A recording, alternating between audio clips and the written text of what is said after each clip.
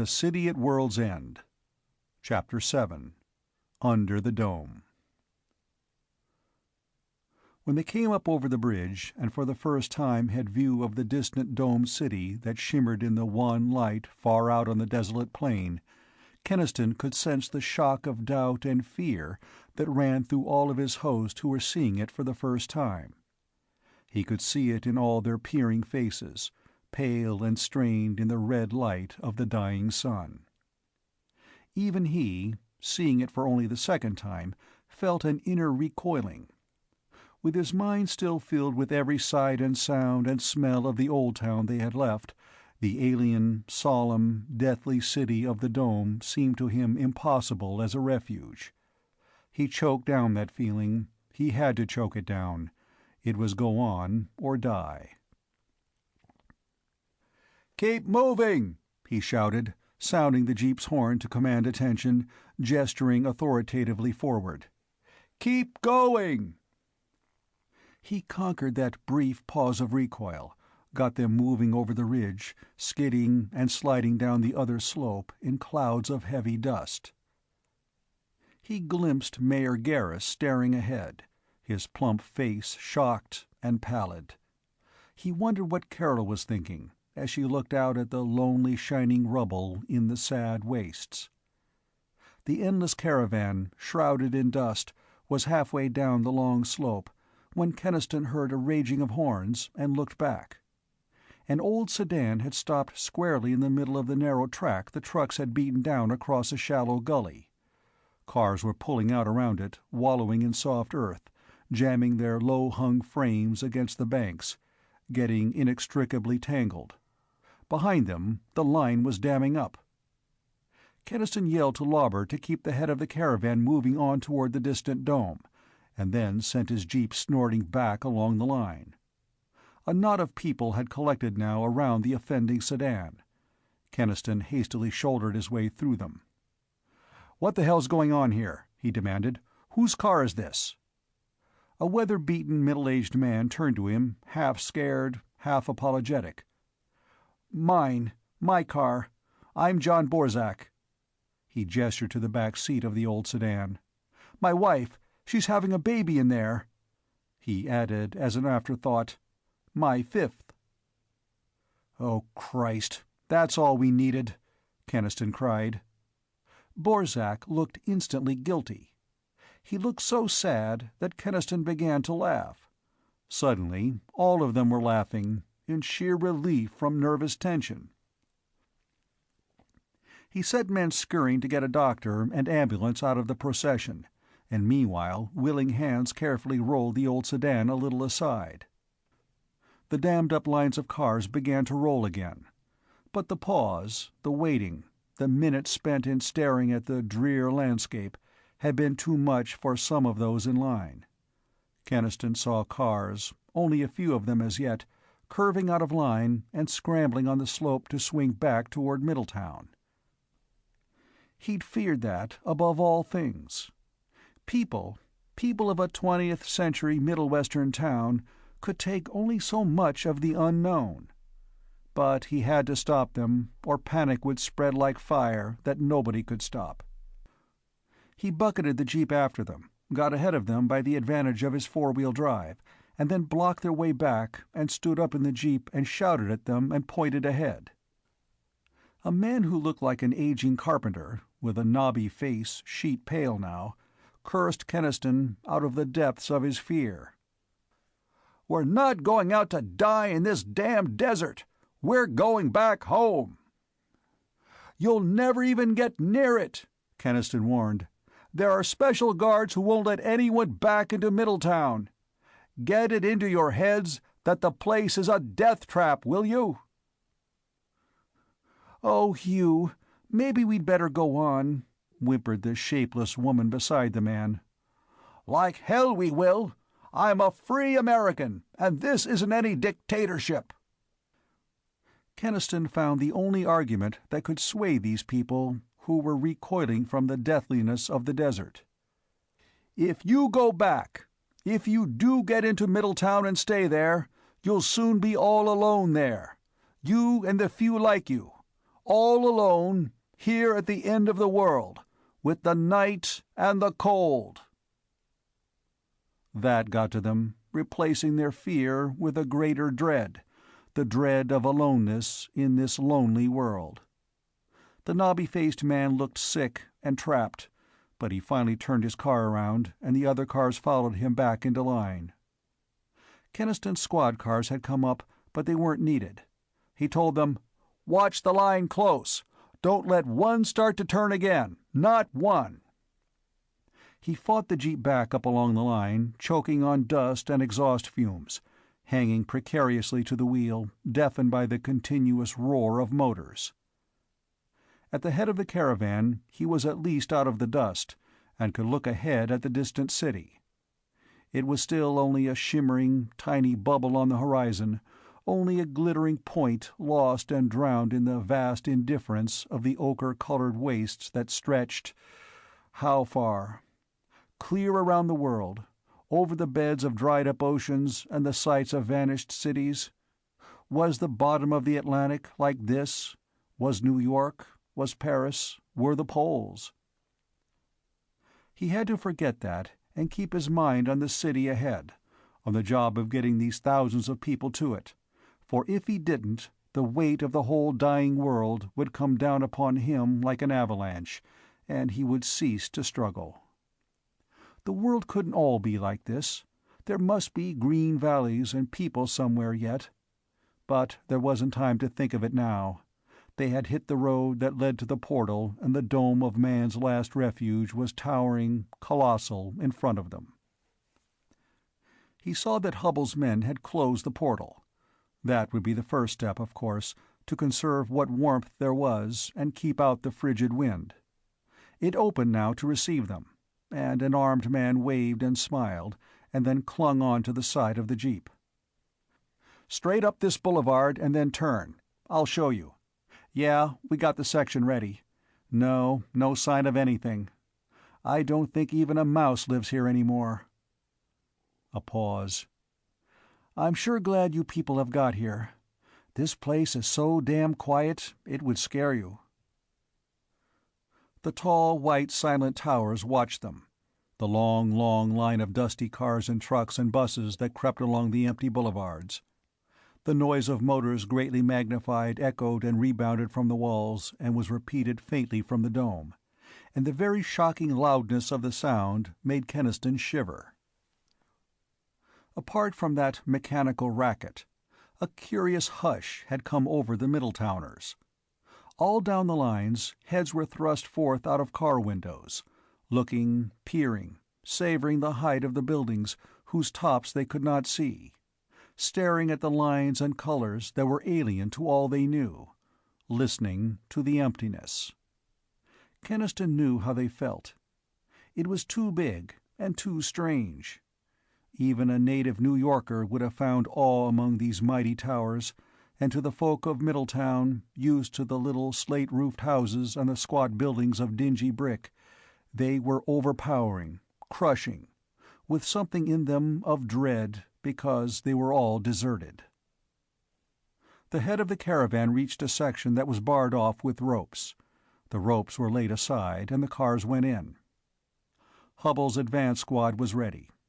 Without them, the assignment of nearly 17,000 people to improvised quarters would have been impossible. With them, it was a scrambling chaos, carried out strangely without much noise. Men and women moved with a sort of stunned docility, glancing sidelong into the dust and the shadows, peering at the blank windows and the tall, strange rooms, afraid to raise their voices. Gradually, the sound of motors died, and the streets were ghastly in their silence, and it was a silence so great that the scuffling of many feet and the murmur of many voices and the labor of unpacking trucks and cars did not disturb it, but were merely lost. Even the dogs were cowed. Keniston made his report to Hubbell and then went in search of Carroll. Here and there, people still sat in their cars, refusing to move from their one last familiar reality, and he passed a woman who crouched in the dust of the street and wept, with her arms full of blankets. Something of the same feeling of despair infected Keniston. It was not going to work. It was not going to work at all. And he dreaded to talk to Carol. But he plodded on until he found her. There was a great vaulted room on the street level, smelling dismally of the dust and desertion of ages. Very tall windows let in what light they could, but still it was dusky. There were 20 women in the room, of all sorts and ages, milling about with suitcases and loads of bedding, uttering vague wails and words of complaint, struggling with rolled-up mattresses. Carol and her aunt were 2 of the 20. Characteristically, they had managed to get off in a corner as much by themselves as possible. Mrs. Adams had collapsed onto her improvised bed, and Carol was making what order she could of their scanty belongings. "Are you all right?" he asked her anxiously, and she nodded. From the nested blankets on the floor, Mrs. Adams whimpered, "Why did they bring us here, to this dreadful place? Why couldn't they have let us stay at home?" Carol hushed her as she would a fretful child. 2 sniffling, mouse-faced girls had crept up to ask Keniston questions. Behind them, a short, thick, middle-aged woman was stamping up and down along the walls, banging open the doors that pierced them. "Where's the bathrooms?" she was demanding belligerently. Keniston took Carol to the doorway and a little beyond it, where, if there was no more privacy, they were at least not besieged. He said, "I know it's rough as hell now, but it's only for a little while. This bunking together, I mean. There's room enough for everybody here, and you can pick out a place you like, all to yourselves. I can fetch you anything you want from your house, your books and things, even furniture." She cut him short. "No, I don't want anything touched there. I want to know it's all just as I left it, so I can at least think about it, and maybe—" She shook her head, and then went on. "Ken, old Mr. Peters from our street had another stroke when we got here. They took him away on a stretcher. He was dying, and I saw his face. He was looking up at these awful buildings, so puzzled and afraid. He was trying to understand, and he couldn't." She shivered. "Dying isn't good anywhere you do it," he said. "But we're young and strong, and we aren't going to die." He added, before he left her, "There was a baby born on the march. Think of the baby, Carol, instead of the old man." He went away, depressed and worried.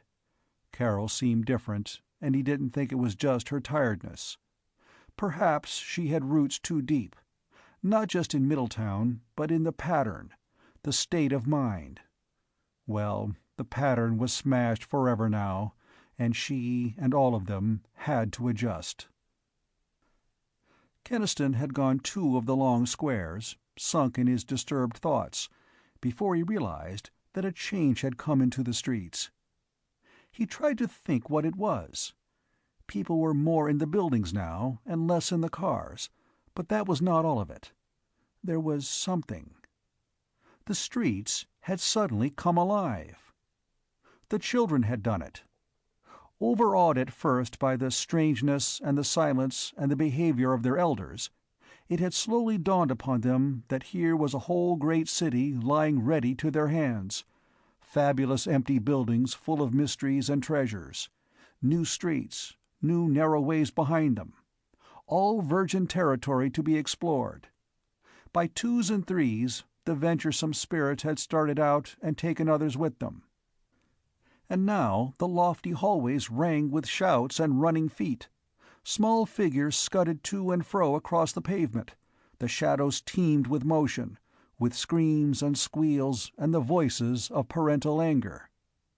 One bull-lunged urchin had discovered that he could make echoes. Another, intoxicated by blank expanses of white, unsullied wall, stood with a stub of pencil in his hand writing in ever-enlarging letters. Keniston thought, "The irreverent little bastards." But his step quickened, and quite suddenly he felt that it was going to work out after all, The human race was tough. He had further evidence of that in the next 2 days.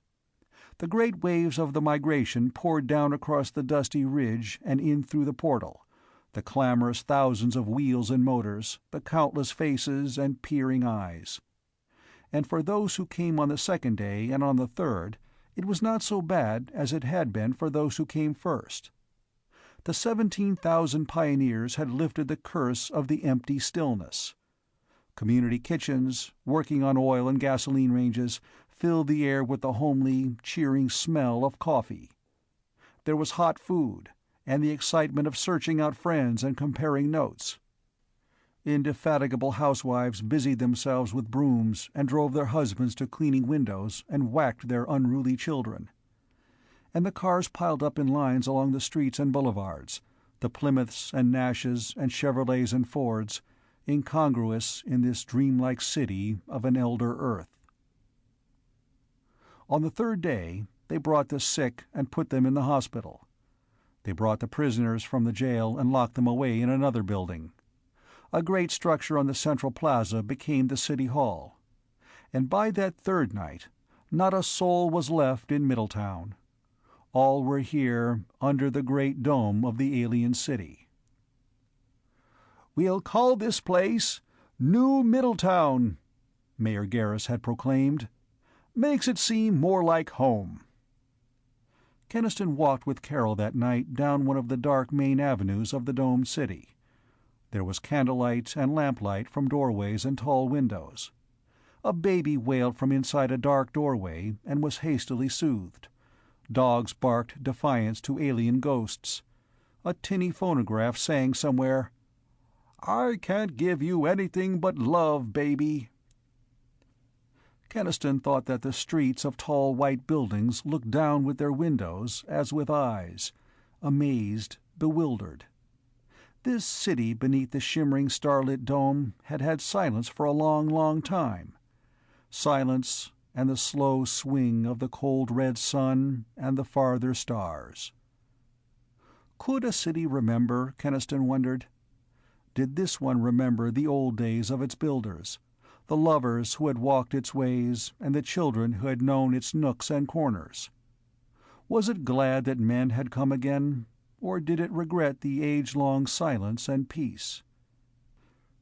Carol shivered a little and buttoned her topcoat. "It's getting colder." Keniston nodded. "But not bitterly so.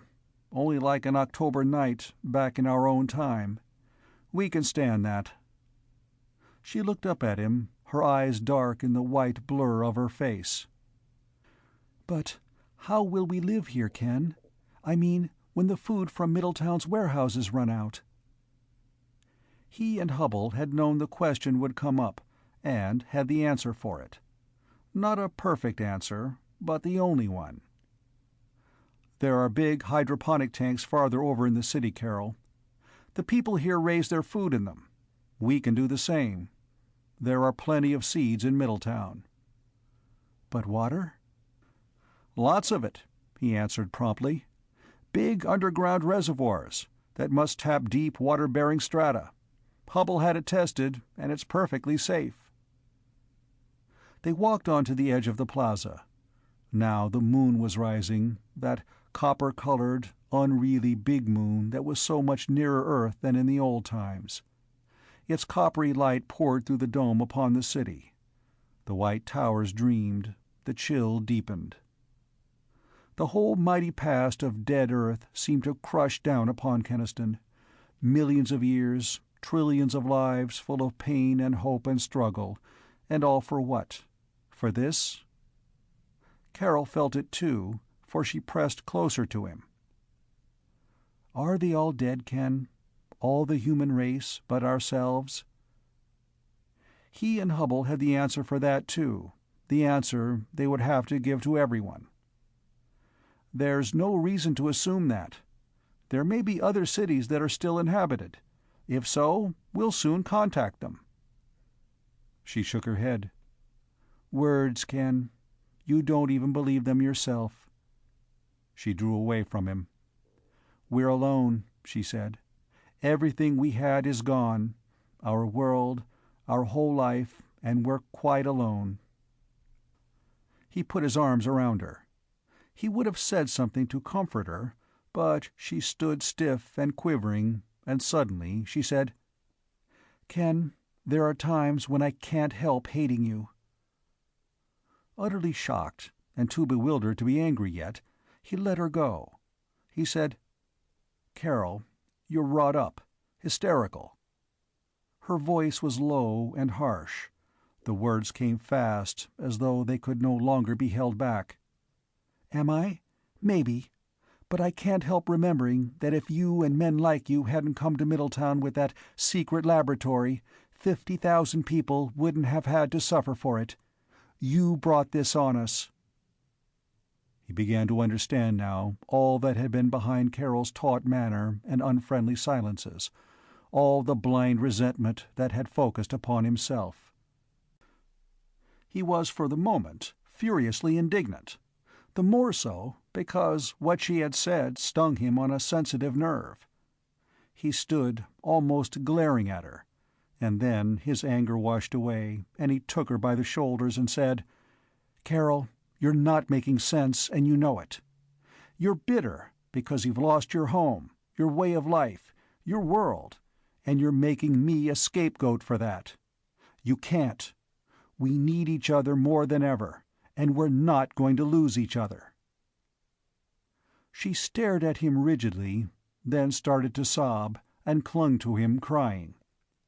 "Oh, Ken, don't let me be a fool. I'm so mixed up, I don't know my own mind anymore." "All of us feel like that," he said. "But it'll come all right. Forget about it, Carol." But as he held her and soothed her and looked past her at the alien towers and the face of the alien moon, he knew that she could not completely forget, that that deep resentment would not die easily, and that he would have to fight it. And it would be hard to fight, for there had been the sting of truth in her words, only a partial truth, but one he had not wanted ever to face. End of Chapter 7.